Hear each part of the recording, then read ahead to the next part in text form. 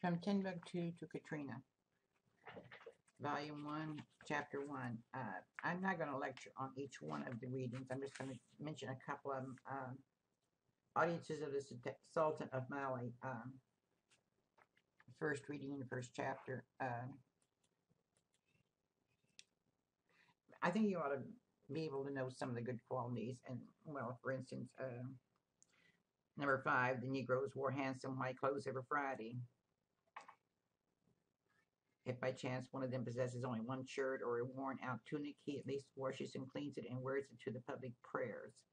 And that's something I was taught when I was very young, that you don't have to dress up all hoity-toity and fancy to go to church, but out of respect for the house of worship, you should at least have your best bib overalls on, even if they're patched, and make sure they're clean to show respect for the house that you're going to be in.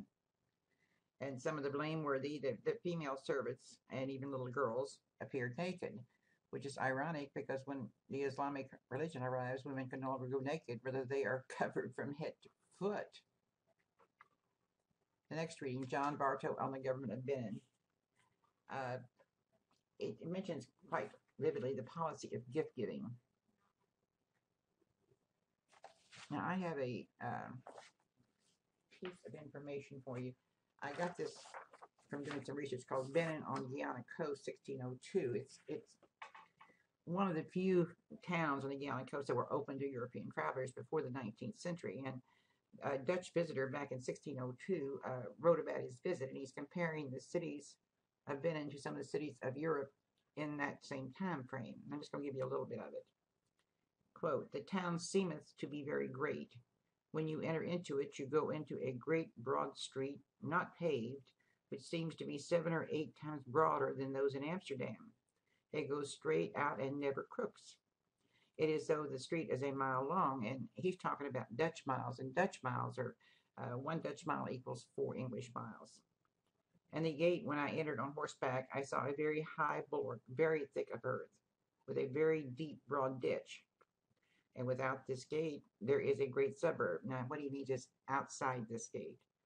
"When you are in the great street aforesaid, you see many great streets on the side thereof, which also go forth straight." In other words, he's saying, "The houses in this street stand in good order, one close and even with the other, as the houses in Holland stand. The rooms within are 4 square, over them having a roof that is not close to the middle, at which place the wind, the rain, and the sun come in, and therein they lie, and earth eat their meals. They have other places beside, as kitchens and other rooms. The king's court is very great. It has many great 4 square plains. Around about them they have galleries, that is where I was watched and kept. I was so far within the court that I passed over 4 such great plains, and wherever I looked saw great gates upon gates to go into other places. I went as far as any Netherland was allowed, which was to the stable with his horse, always passing a great long way, and it seemed that the king has many soldiers. He also has many gentlemen whom, when they come to court, ride upon horses. There were also many men slaves seen in town, and to carry water and yams and pine wine, which they say is for the king. And many carry great grasses, which is for their horses. And all of this is carried into the court." He was very much impressed with what he saw.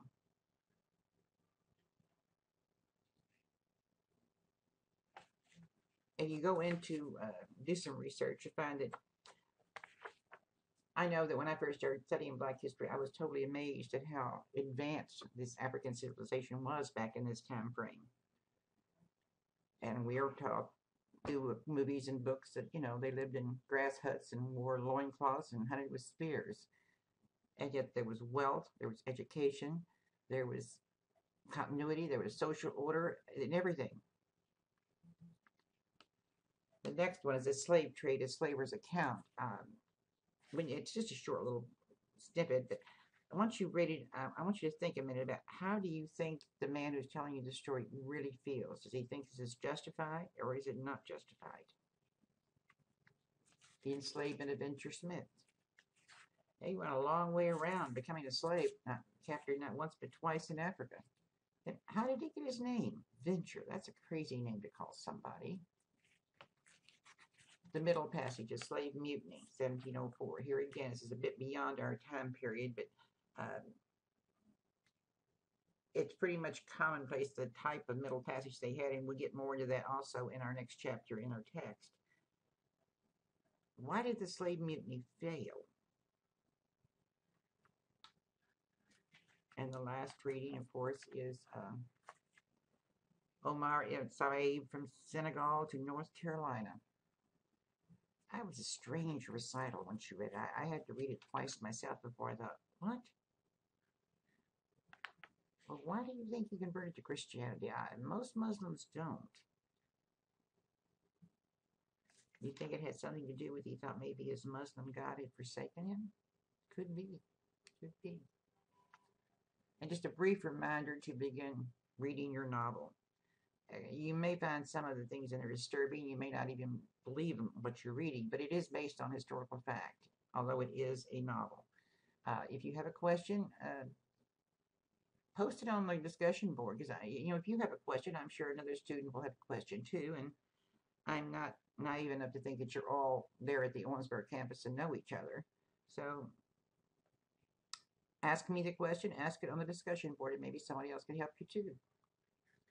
That being said, I said it was going to be brief, and I'm not saying that the questions I've asked here about these readings are going to be the ones I ask when they grade the assignment, but they'll be close. They'll be close.